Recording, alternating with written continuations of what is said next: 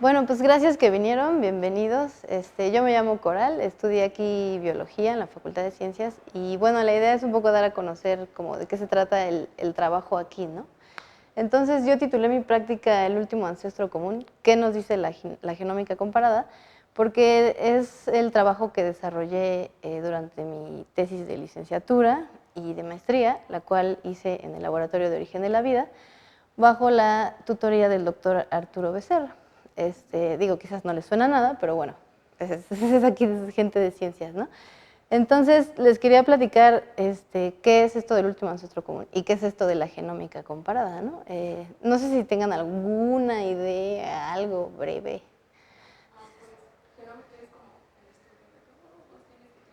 Exacto, de todos los genes, exactamente. ¿Y del último ancestro común, alguna vez habían escuchado de ese concepto? Luca.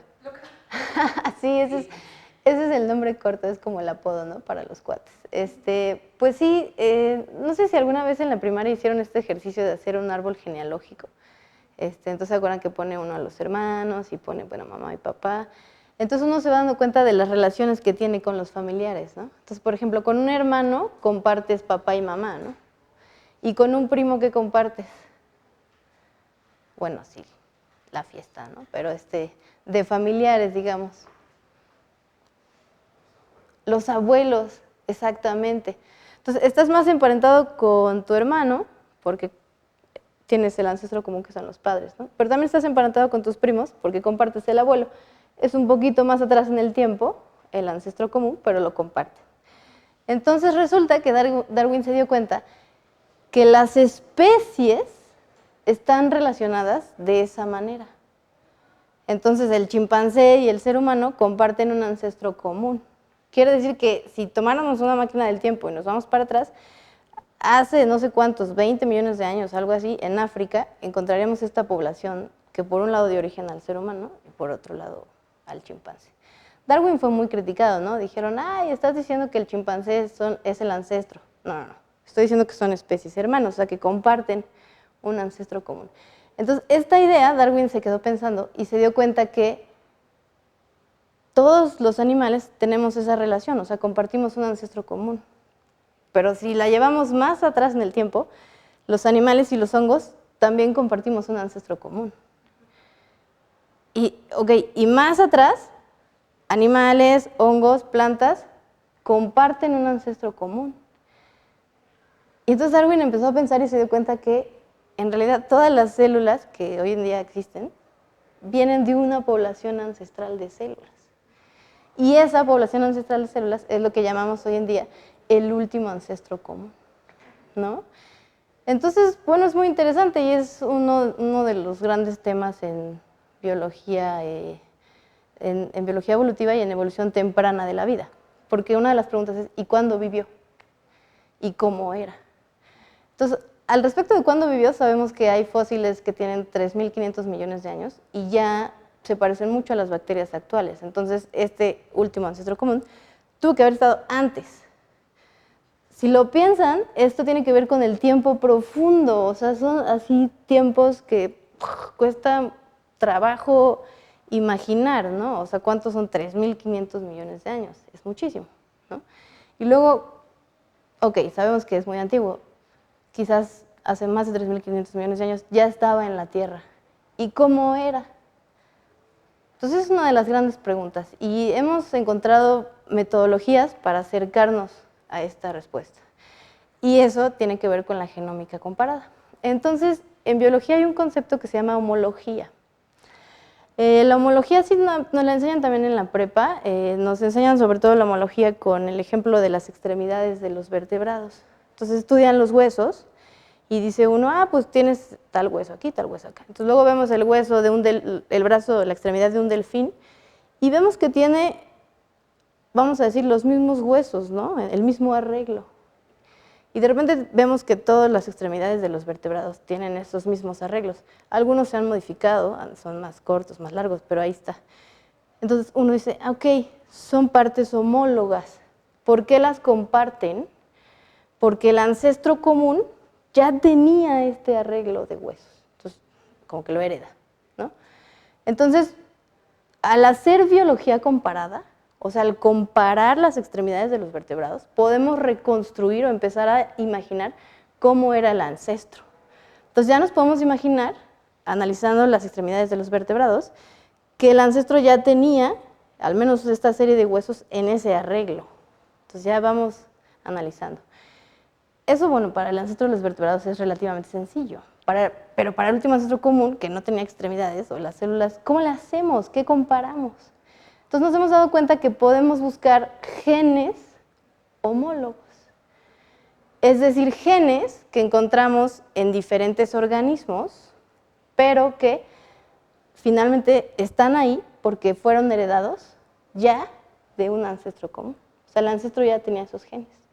Entonces es una idea muy brillante que se le ocurrió al profesor Antonio Lascano y dijo, vamos a comparar los genomas pues, de muchas células muy diversas, a ver si encontramos genes comunes, genes homólogos, y esos genes podemos decir o inferir que quizás ya estaban en el último ancestro común.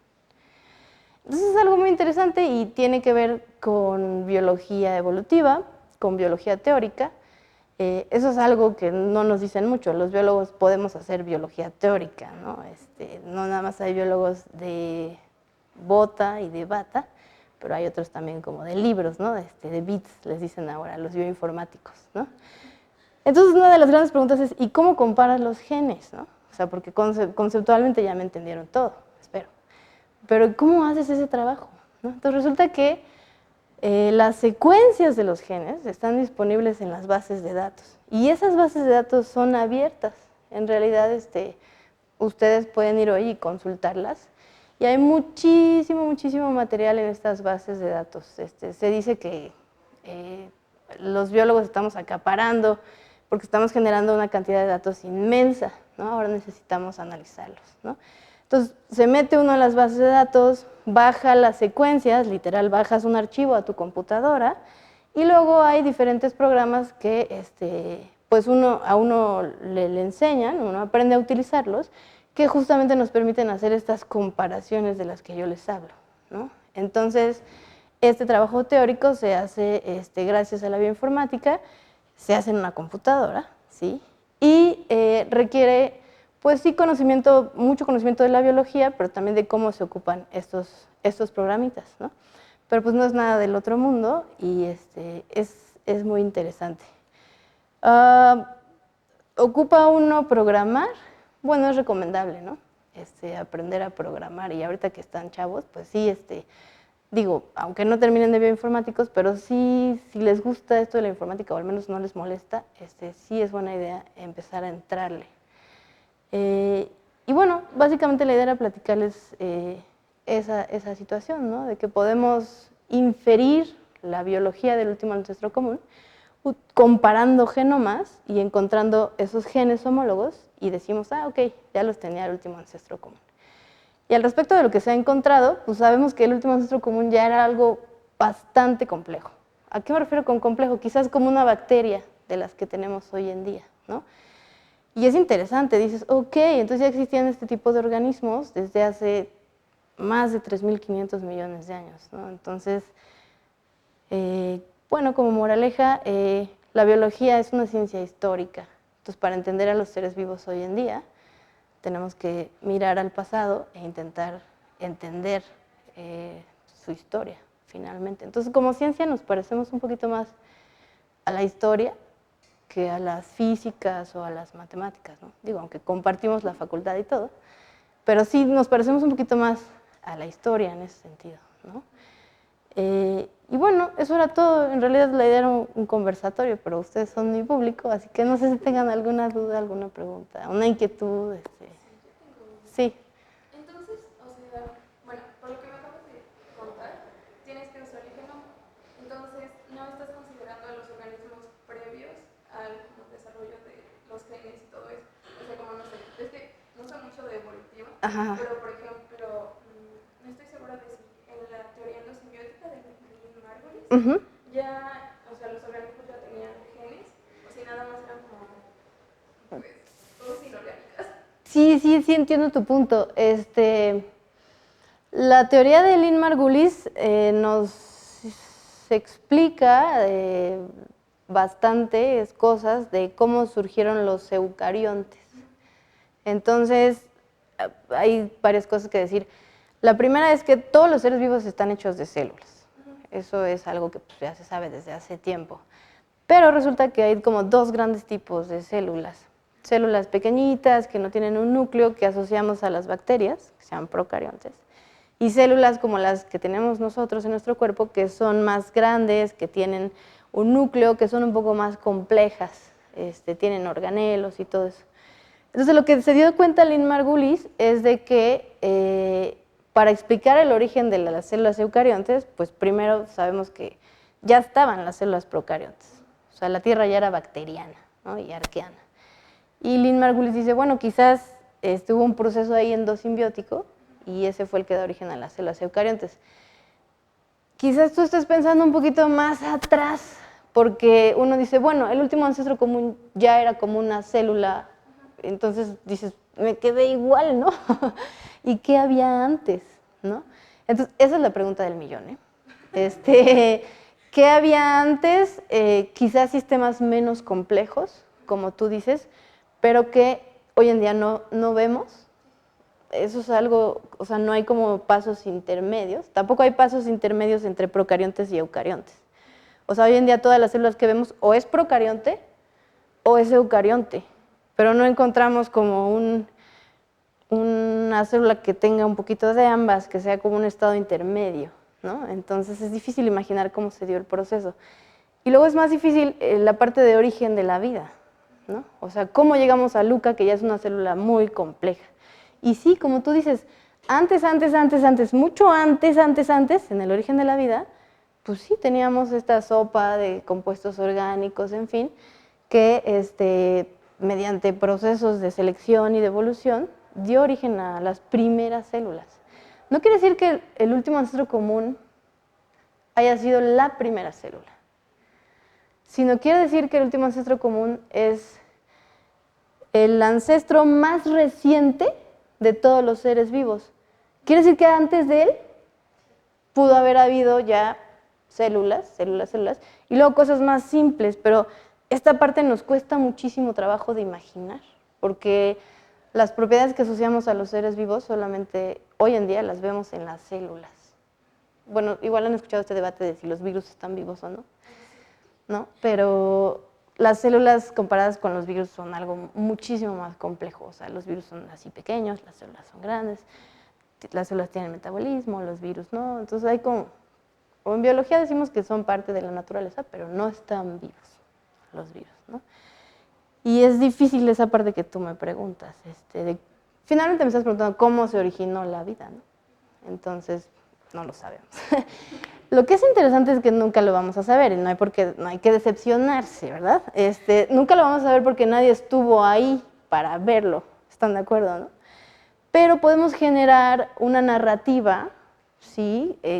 Creíble, que tenga también fundamentos con evidencia experimental. Entonces, la idea del origen de la vida es crear esta narrativa de cómo pudo haber sucedido. Pero, bueno, eso sí, nunca vamos a saber. Sabemos que sucedió, sin embargo, si no, no estaríamos aquí, ¿verdad? O sea, como que sabemos que eso sí pasó. No sé si tengan otra pregunta o algún comentario más así como de lo que pasa aquí en ciencias, lo que es, ¿no? Bueno, en buen plan. No sé, tú ya no escuchaste mucho de la charla, pero también estás interesada en biología o cosas así.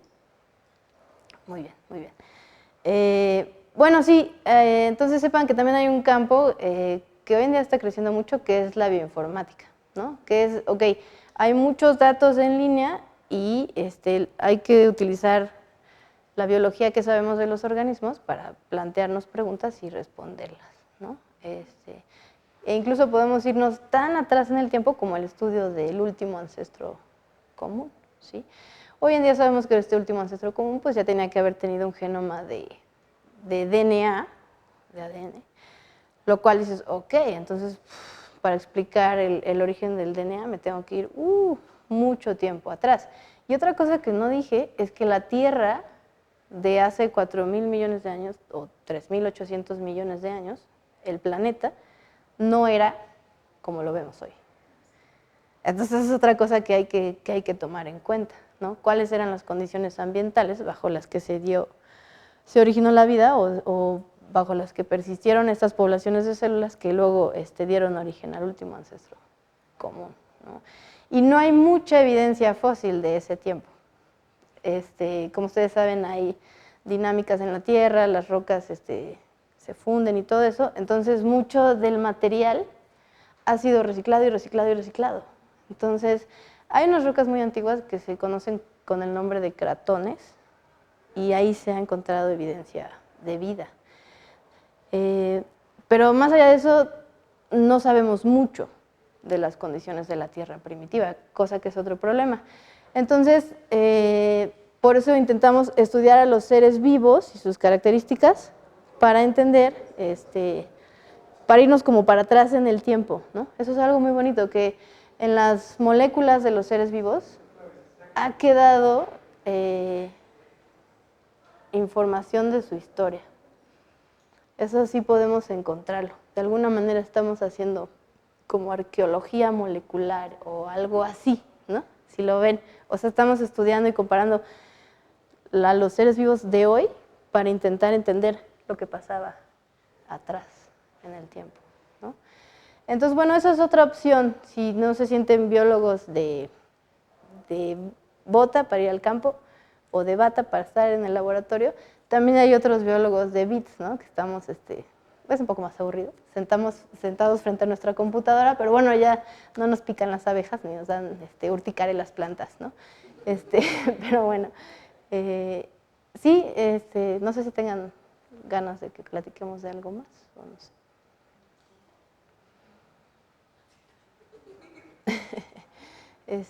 Pues no sé, eso creo que era lo que les quería platicar. ¿Cómo es la forma en la que se desempeña a través de la computadora? Ajá, exacto, ¿qué es lo que hacemos? Por ejemplo, yo les platicaba que yo lo que hice fue comparar genes. Entonces, para comparar genes, lo que en realidad comparé fueron las secuencias. ¿De dónde los tomé? Hay muchas bases de datos en línea que son gratuitas, ¿no? Entonces uno se mete y puedes descargar, o sea, lo pueden hacer de su casa, es increíble. Puede uno descargar la secuencia, ¿sí? La secuencia va a ser un archivo de texto con letras, ¿no? O sea, digo, sabemos que una letra equivale a un nucleótido o a un aminoácido, pero al menos el archivo que uno baja es las letritas, ¿no? Y luego, ¿qué haces? Lo que yo hice fue descargar varias genomas, secuencias, y luego compararlos. ¿Cómo los comparas? Hay programas que ya se han diseñado para ello, ¿no? De hecho, eso es otra rama. Si uno quiere entrarle al diseño de software, también se puede. Digo, ahí están más los informáticos, ¿no? Pero bueno, diseñan programas para que podamos alinear las secuencias. Primero hay que alinearlas, y luego el mismo programa las compara. Entonces te dice, estas dos secuencias son 80% idénticas. Quiere decir que si tienes 100 posiciones, en 80 fue la misma letra, por así decir, ¿no?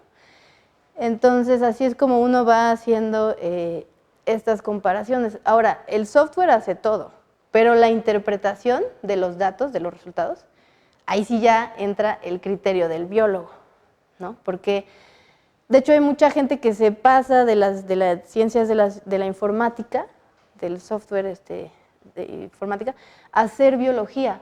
Y vamos a decir que corren muy bien los programas y todo, pero a la hora de entender el resultado, ahí es donde les falla.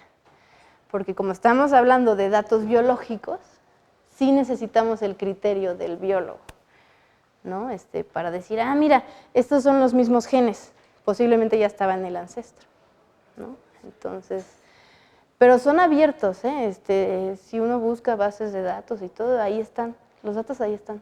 Y los programas, la mayoría son de uso libre, ahí está todo. En realidad ahí está todo. Sí. Rápido, te escucho. Gracias, gracias. Bueno, gracias que vinieron. Buena onda. Vamos a apagar esto.